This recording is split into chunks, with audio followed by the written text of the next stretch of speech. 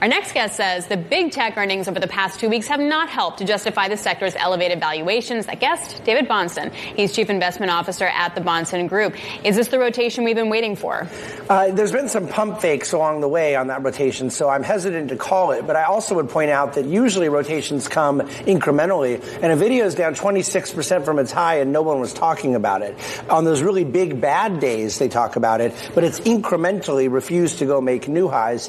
And NVIDIA is the one that I think is most vulnerable because not just the valuation, but fundamentally the assumption of ongoing capex infinity at margins infinity has always been an absurd assumption to me. Yeah, and NVIDIA, of course, not reporting until the end of this month, about 3 weeks from now. So what do we learn from the big tech earnings, the Mag 6 that did report? Everyone says that they were good. They, for the most part, did deliver or in many cases beat estimates, but not by the margins that people want to see given the valuations. That's right. So earnings estimates are not really the issue there. It's revenues and then forward guidance, and really almost all of them had some negative attachment to it.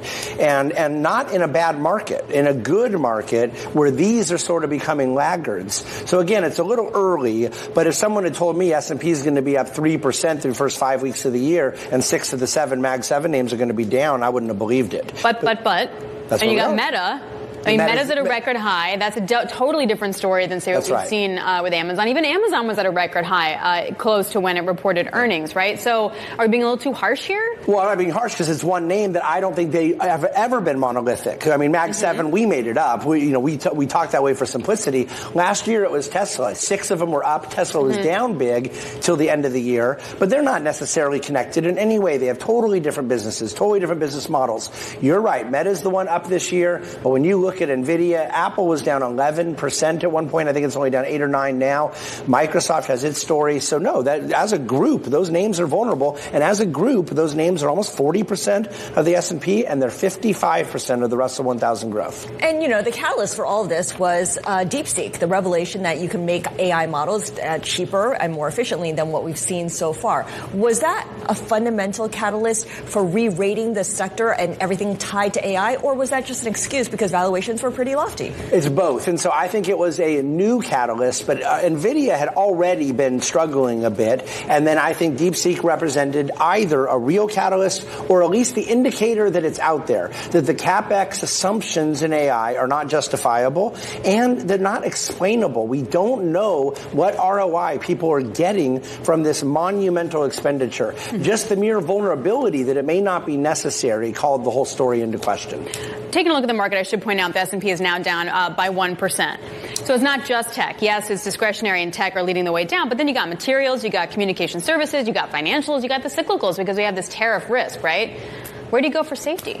Well, again, we're talking about one day here where market is up 3 or 4% on the year. And by the way, communication services is tech. That to me is the funniest story of how incredibly correlated those two groups are.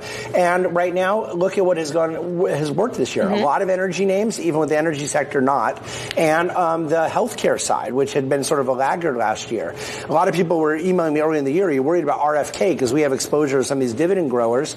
Some of those names are doing very well, but it's very bottom up, out of earnings season. You had Merck had a really tough result. Other names had a good result. But there are plenty of names doing very well. It's just not Mag 7 carrying the market right now. It's notable that financials are the best performing group, and for the most part, they're not going to be affected by tariffs or the threats of tariffs or tariffs coming on and then being taken off. You noted something when you came on set earlier, which is that time flies when you're faking tariffs. Yeah. How is this going to play out over time? Because we're now in a news cycle where it could be imposed, it could be removed within 24 hours.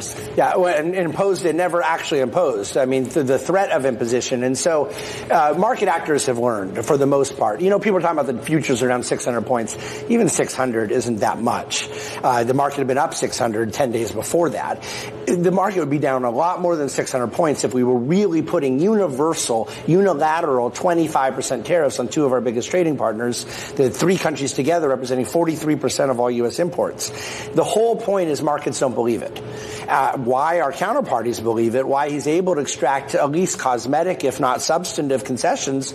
I've given up on trying to question his ability to negotiate. He's clearly better at it than I am, but I don't think that the tariffs are coming, and I don't think markets believe they're coming.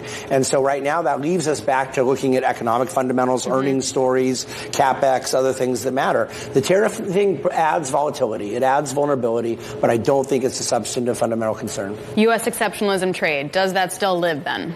In the sense of trying to use it to protect domestic manufacturers? No, just in terms of buy stocks, you short bonds, you buy the dollar.